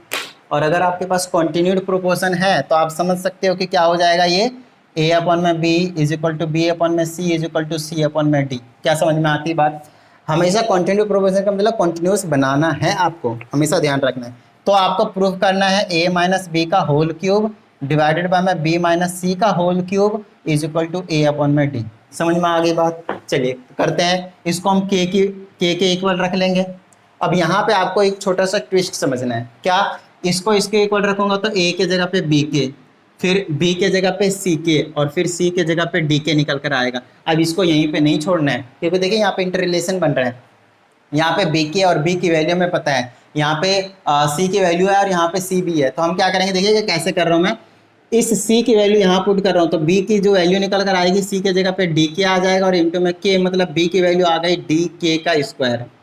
समझिए इस चीज़ को, मतलब c की वैल्यू तो d के रहेगा लेकिन b की वैल्यू d के स्क्वायर आ चुका है, और a इज इक्वल टू, अब b के जगह पे ये वाला d के स्क्वायर पुट कर दूंगा, d k का स्क्वायर और इंटू में k, तो a के जगह आ जाएगा d k का क्यूब। अब तीनों में एक खास चीज आ चुका है, सारे d के टर्म में और k के टर्म में। यही चीज होगा हमेशा कॉन्टिन्यूड प्रोपोर्शन में, हमेशा एक ही वेरिएबल के टर्म में आएगा और सारी की सारी चीजें क्या रहेंगे, कांस्टेंट रहेगा साथ में। a b c की वैल्यू पता है, यहाँ पे पुट करते जाइए, अपना काम बनाते जाइए। तो यहाँ से अगर मैं पुट करता हूँ तो एक चीज और है, यहाँ पे मैं इसको पहले ओपन कर दूं, है ना, a माइनस बी का होल क्यूब के फॉर्मूले से, तो आई थिंक ज़्यादा इजी बन जाएगा, है ना, या फिर नहीं। लेट्स सी अब क्या कर सकते हैं। तो अगर मैं डायरेक्टली एक बार पुट करके चेक कर ले, तो a के जगह पे डी के का क्यूब, बीच में माइनस, b के जगह पे डी के का स्क्वायर और पावर में क्यूब है, और डिवाइडेड बाय में b के जगह पे डी के का स्क्वायर माइनस में c के जगह पे डी के, ठीक है, और इसका भी क्यूब है। तो मैं एलएचएस सॉल्व कर रहा हूँ बेसिकली अभी। तो अब यहाँ से मैं क्या कर सकता हूँ, पहले कॉमन लेता हूँ डी और साथ में के का स्क्वायर, है ना, डी और के का स्क्वायर। तो यहाँ पे बच जाएगा के माइनस का 1, और ये पावर इसमें भी आ जाएगा क्यूब और इसमें भी आ जाएगा क्यूब, और डिवाइडेड बाय में, वैसे ये इजी पड़ रहा है मेरे हिसाब से, है ना। चलिए नीचे भी सॉल्व कर देते हैं। क्या कॉमन ले सकते हैं, डी के, तो डी के कॉमन ले लिया ब्रैकेट में, यहाँ पे बच गया के माइनस का 1, और ये पावर क्यूब इसमें भी जाएगा, इस पूरे में भी और इस पूरे में भी, इससे ये उड़ जाएगा, ऊपर ये क्यूब इसमें जाएगा तो डी का क्यूब बनाएगा, इसमें जाएगा तो के का पावर 6 बनाएगा, डिवाइडेड बाई इसमें जाएगा तो डी का क्यूब और के का पावर 3, इससे ये कैंसिल, के से के 3 काट देगा तो के 3 बच जाएगा। एलएचएस में के का पावर क्यूब आ चुका है। आरएचएस को पुट कर दीजिए, ए के जगह पे डी के का क्यूब, और डी के जगह पे, डी के जगह तो कुछ है ही नहीं, तो डी से डी कैंसिल, के का क्यूब आ गया। लीजिए भाई, आरएचएस और आरएचएस, एलएचएस और आरएचएस आपका इक्वल आ चुका है, इजी पड़ चुका है ना। ओपन करते जब भी आ जाता, बट थोड़ा सा लॉन्ग पड़ सकता था उसमें, है ना। तो ये है आपके पास क्वेश्चन नंबर 16। चलिए 4 सॉल्व एग्जांपल और हैं हमारे पास, उनको भी एक बार मैं चाहता हूं कि निपटा दिया जाए, सो दैट सारे के सारे हमने इसमें बेसिक कंसेप्ट के साथ इस वीडियो में क्या कर दिया, सॉल्व एग्जांपल हमने डिस्कस कर दिया, है ना। चलिए तो अब चला जाए क्वेश्चन नंबर 17 के पास। कहता है A B C D, again आपके पास कॉन्टिन्यूड प्रोपोर्शन है, तो आपको प्रूव करना है A B C D, again same concept है, ए बी अपन में C is equal to C upon में डी, यही चीज़ है, इक्वल टू के लेट करेंगे। तो अभी जो सेम चीज़ निकाला था फिर से निकाल रहा हूँ, ए के जगह पे डी के का क्यूब निकलेगा, और बी के जगह पे डी के का स्क्वायर निकलेगा, और सी के जगह पे डी के निकलेगा, यही चीज़ निकाला था अभी क्वेश्चन नंबर 16 में, और सेम चीज़ यहाँ पे अप्लाई करना है। और अब हमें प्रूव अलग चीज़ करनी है, बस A square B square C square, और फिर दूसरे ब्रैकेट में B square C square plus का डी स्क्वायर, और आरएचएस में है A B plus B C plus C D का स्क्वायर, ठीक है। चलिए तो ए के जगह पे डी के का क्यूब करेंगे तो स्क्वायर है, तो डी का स्क्वायर हो जाएगा और के का पावर 6 बना लेगा, प्लस में यहाँ पे बी का स्क्वायर है तो बी की जगह ये है, तो ये हो जाएगा डी का स्क्वायर और के का पावर 4, प्लस में सी के स्क्वायर है तो डी स्क्वायर के स्क्वायर आ जाएगा। चलिए यहाँ पे पुट कर देते हैं, तो बी स्क्वायर के जगह मतलब डी स्क्वायर और के का पावर 4 बना लेगा, प्लस में सी स्क्वायर मतलब डी स्क्वायर के स्क्वायर बना लेगा, प्लस में डी स्क्वायर को यूं ही छोड़ देंगे। अभी हम क्या सॉल्व कर रहे हैं, एलएचएस। चलिए इनमें क्या कॉमन आ सकता है, डी स्क्वायर आ सकता है और साथ में के स्क्वायर आ सकता है। यहाँ पे बच जाएगा आपके पास के का पावर 4 प्लस में के का स्क्वायर प्लस में 1। समझ में आई बात। यहाँ से कॉमन ले लीजिए, क्या कॉमन आ सकता है, डी स्क्वायर कॉमन आ सकता है सिर्फ, और यह हो जाएगा के का पावर 4 प्लस के का स्क्वायर प्लस का 1। इसको सॉल्व करेंगे तो डी का पावर 4 के का स्क्वायर, और ये सेम है, बेस सेम होते तो पावर ऐड हो जाते, के का पावर 4 प्लस के का स्क्वायर प्लस 1 का होल स्क्वायर हो जाएगा। और ये हमने एलएचएस को सॉल्व कर दिया। अब हमें क्या करना है, आरएचएस को सॉल्व करना है। चलिए करते हैं, ए के जगह पे डी के का क्यूब, डी के का क्यूब, बी के जगह पे डी के का स्क्वायर, चलिए बीच में प्लस है प्लस, फिर बी के जगह पे डी के का स्क्वायर और सी के जगह पे डी के, बीच में प्लस, सी डी सी और डी, तो सी के जगह पे डी के है ना, सी के जगह पे डी के और डी तो यूं ही रहेगा, और पूरे का स्क्वायर है तो स्क्वायर। अब हम सॉल्व कर रहे हैं आरएचएस। चलिए अंदर ही अंदर अभी हमें कॉमन लेने की जरूरत पड़ेगी, तो क्या कॉमन ले सकते हैं, पहले इसको सॉल्व करते हैं, तो ये बनेगा डी का स्क्वायर के का पावर 5 प्लस में, फिर बचेगा डी का स्क्वायर के का पावर क्यूब प्लस में, ये बचेगा डी स्क्वायर के और ये होल स्क्वायर। अब मैं कॉमन ले लूँगा, डी स्क्वायर तीनों में है और साथ में के भी कॉमन आ सकता है मिनिमम पावर वाला, ये आ जाएगा डी स्क्वायर के कॉमन ले लिया, अंदर बच गया के का पावर 4 प्लस में के का स्क्वायर प्लस में यहाँ पे बचा 1, और ये जो स्क्वायर है वो इसमें भी जाएगा और इसमें भी जाएगा, तो इसमें जाएगा तो डी का पावर 4 और के का पावर 2 बनाएगा, और इसको तो यही बना लेगा के का पावर 4 प्लस के स्क्वायर प्लस 1 का स्क्वायर। देखिए एलएचएस और आरएचएस इक्वल आया, बिल्कुल एज इट इज़ है, ये बात समझ में आ रही है, डन है, फील आया। और देखते ही देखते हमने क्वेश्चन नंबर जो 17 है उसको भी सॉल्व कर दिया। बात समझ में आई, फटाफट नोट डाउन कर लीजिए। ओके तो अब देखिए क्वेश्चन नंबर 18 में आपके पास बोला again A B C D continued proportion है, A B B C D है ना, कॉन्टिन्यूड प्रोपोर्शन है। तो अगेन आपके पास जो के इक्वल लेट करूंगा तो ए के जगह पे आ जाएगा डी के का क्यूब, सेम क्वेश्चन 16 17 18 में, और बी के जगह पे डी के का स्क्वायर और सी के जगह पे डी के, ये चीज़ आपको पता होनी चाहिए, ठीक है। अब हमें प्रूव करना है रूट के अंडर में ए बी प्लस के रूट के अंडर में बी सी माइनस का रूट के अंडर में C D is equal to पूरे के रूट के अंडर में ए प्लस में बी माइनस का सी और दूसरे में ब्रैकेट में बी प्लस सी माइनस का डी, ठीक है। चलिए तो क्या करते हैं, पहले हम LHS को सॉल्व कर देते हैं। चलिए, तो रूट के अंडर में ए के जगह पे डी के का क्यूब और बी के जगह पे डी के का स्क्वायर, बीच में प्लस, बी के जगह पे क्या पुट कर सकते हैं, डी के का स्क्वायर और इंटू में सी के जगह पे डी के। चलिए, माइनस रूट के अंडर में सी के जगह पे डी के और डी के जगह पे डी, LHS है आपके पास। सॉल्व कीजिए, आ जाएगा डी का स्क्वायर और के की पावर 5, ठीक है, और अंडर रूट है, बीच में प्लस, ये आ जाएगा डी का स्क्वायर के का पावर क्यूब माइनस, यहाँ पे आ जाएगा डी का स्क्वायर और ये आ जाएगा के। समझिए एक बार फिर से, डी स्क्वायर तो डी आ जाएगा और के की पावर 4 है, तो ध्यान दीजिएगा, अगर के का पावर 4 होता तो के पावर 2 बाहर आ जाता और एक रूट के अंडर के बच जाएगा। मेरी बात ध्यान से सुनिएगा, फिर से मैं क्या कहने की कोशिश कर रहा हूँ, डी स्क्वायर तो स्क्वायर रूट कैंसिल हो गया तो डी बाहर आ गया, लेकिन के पावर अगर 5 नहीं होता, के स्क्वायर होता तो एक के बाहर, फिर से के स्क्वायर एक के बाहर, तो के स्क्वायर बाहर हो गया तो एक के बच गया, रूट के अंडर के बच गया, प्लस में यहाँ पे भी सेम चीज, डी बाहर चला जाएगा और एक के बाहर चला जाएगा, रूट के अंडर के बचेगा। समझ में आ रही क्यों, क्योंकि के का स्क्वायर था तो उसका के बाहर गया, एक के बच गया, रूट के अंडर के, बीच में माइनस, यहाँ से डी बाहर चला गया, रूट के अंडर के बच जाएगा। कॉमन दिख रहा है, जी हाँ कॉमन दिख रहा है हमें, सब में डी है और साथ में रूट के अंडर के भी है, तो डी के बाहर गया के, तो के स्क्वायर बचेगा प्लस का, डी बाहर गया तो के बचेगा माइनस का, यहाँ पे 1 बचेगा। लीजिए ये LHS आ चुका है, RHS को भी सॉल्व कीजिए, यही चीज़ आ जाएगी। कर दें RHS सॉल्व। चलिए, तो अंडर रूट के ए के जगह पे डी के का क्यूब प्लस में बी के जगह पे डी के का स्क्वायर माइनस इसके जगह पे डी के, ब्रैकेट में बी के जगह पे डी के का स्क्वायर प्लस में सी के जगह पे डी के और माइनस डी के जगह पे डी। चलिए इसको सॉल्व करते हैं, तो यहाँ से आ जाएगा मेरे पास क्या, सिर्फ इसमें आपस में मैं कॉमन ले लेता हूँ, तो यह आ जाएगा डी के कॉमन आ जाएगा, तो डी और के कॉमन ले लिया, यहाँ पे बच गया के का स्क्वायर प्लस में यहाँ पे डी बाहर गया और के भी बाहर गया, तो एक के बच गया और माइनस का 1 बच गया। यहाँ से मैं क्या कॉमन ले लूँ, डी ही कॉमन आएगा बस, और कुछ नहीं आएगा, के स्क्वायर प्लस का के माइनस का 1 बच जाएगा।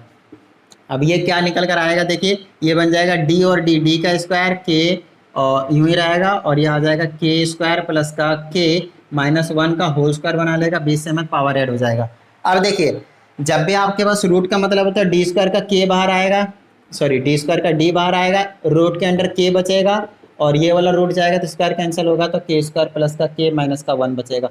और LHS में भी यही सेम चीज़ आया था, समझ में आई बात।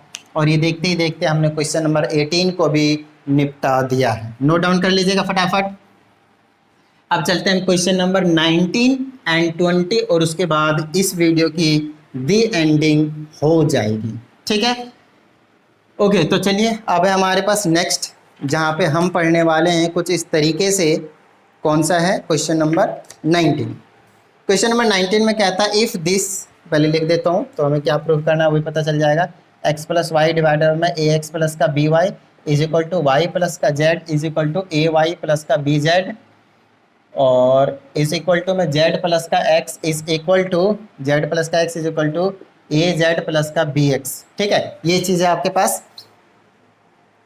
अब आपको क्या करना है, ये आपको गिवन है तो आपको प्रूव करना है कि each ratio is equal to किसके इक्वल है, 2/a plus B unless x plus Y plus Z equal to 0 given है। तो देखिए हमें क्या कहा जा रहा है, ये जो चीज़ है वो इसके इक्वल है, ये जो चीज़ है वो भी इसके इक्वल है, ये भी जो चीज़ है वो भी इसके इक्वल है। मतलब माइंड में आपका स्ट्राइक करना चाहिए कि यार बोल रहा है हर एक रेशियो, मतलब जो ईच रेशियो है वो इसके इक्वल है। तो याद कीजिए जो लास्ट कॉन्सेप्ट मैंने आपको बताया था बेसिक कॉन्सेप्ट में, कि जो ईच रेशियो का फॉर्मूला था वो sum of antecedent divided by sum of consequent था।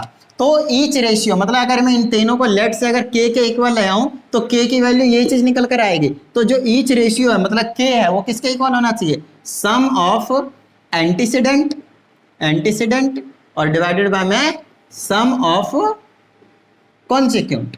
यही चीज तो बताया था मैंने आपको बेसिक कंसेप्ट में, चीजें समझ में आ रही है। तो k is equal to sum of antecedent का मतलब है ऊपर वाले, याद आया, मतलब x प्लस वाई प्लस में y प्लस का z प्लस में z प्लस का x डिवाइडेड बाय में this plus this plus this. तो यह आ जाएगा x प्लस में by प्लस में ay प्लस में bz प्लस में az प्लस में bx। चलिए यह आ जाएगा k is equal to 2x 2y 2z, ठीक है। आगे देखिए ax और bx और cx भी है कहीं पे, ax bx ax यहाँ पे है, ay भी है और az भी है। तो इनको एक जगह लिख देता हूँ, ax ay az, ठीक है, और फिर बीच में प्लस ही रहेगा, प्लस ही रहेगा, और फिर मैं b x b z, b x b y और बी जेड को एक जगह लिख देता हूँ।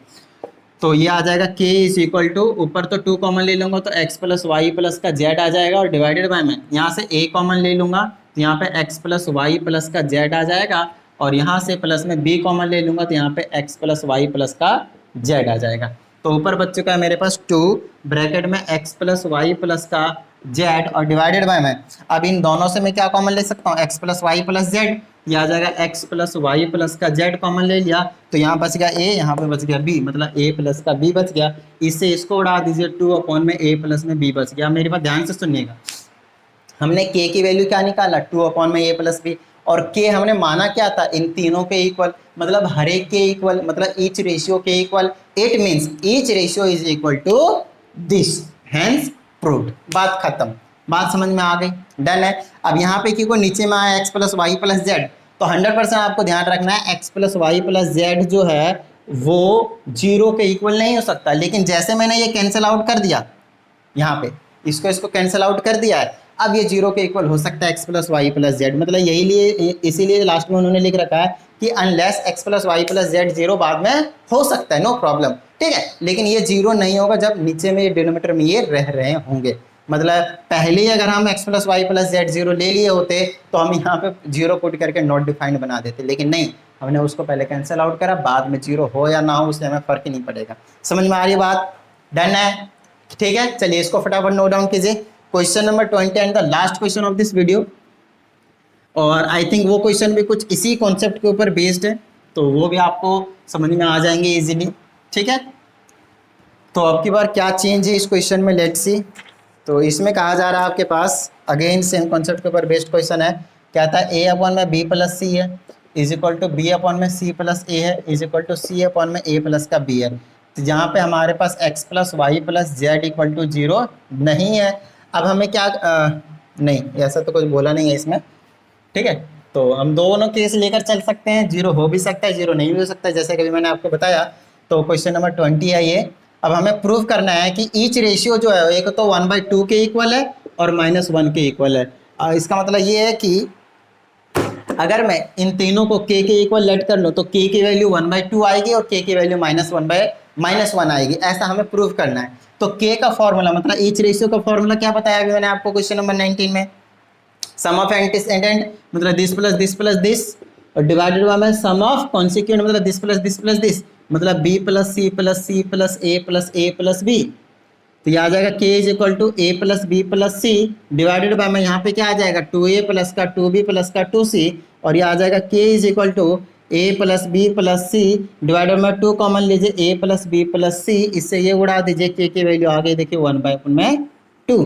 समझ में आई बात। अब ये तो केस हो गया भाई कि नीचे अगर 0 है तो नीचे ही अगर a plus B plus c है तो a प्लस बी प्लस सी की वैल्यू 0 नहीं हो सकती, लेकिन अगर मैं a प्लस बी प्लस सी की वैल्यू अगर मैं 0 लेता हूँ लेट से, तो यहाँ से मैं क्या निकाल सकता हूँ, b प्लस सी की वैल्यू निकालिए, इसको निकालिए तो b प्लस सी की वैल्यू कितनी निकलेगी -a, यहाँ से c प्लस a की निकालिए, c प्लस a की निकालेंगे तो क्या निकलेगा माइनस का b, और तीसरा क्या a प्लस बी के निकालिएगा तो क्या निकलेगा माइनस का c। इन तीनों की वैल्यू यहाँ पे पुट कर दीजिए इस वाले में, तो यहाँ पे पुट करेंगे तो a डिवाइडेड बाय इसकी value -a is equal to इसकी वैल्यू निकालिए b, इसकी जगह माइनस, इसकी जगह c, इसकी जगह -c, काट दीजिए, तीनों किसके इक्वल है -1 के इक्वल है, और k की वैल्यू कितनी आ गई -1, मतलब each ratio is equal to -1 के इक्वल है। कब, जब हम इन तीनों को 0 के इक्वल लेते हैं तब, ये जब 0 के इक्वल नहीं होगा, ये जब 0 के इक्वल होगा। यही दो केस आपको निकाल कर यहाँ पे दिखाना था। समझ में आई बात। ये वीडियो थोड़ी सी लंबी हो गई क्योंकि मेरा टारगेट है ज़्यादा से ज़्यादा जो चीज़ें वीडियो ना बनाऊं, ठीक है, कम वीडियो में सारा कंटेंट डालने की कोशिश कर रहा हूं मैं। और आप लोगों का क्या सजेशन है कि कैसे बनाना चाहिए लॉन्ग वीडियो जिसमें ज़्यादा क्वेश्चन एक बार में कवर कर दूं, या फिर छोटे जैसा भी आपको पसंद हो एक बार कमेंट करके जरूर बता दीजिएगा। तो चलिए मिलते हैं अगली वीडियो में, प्रैक्टिस करते रहिएगा। जय हिंद।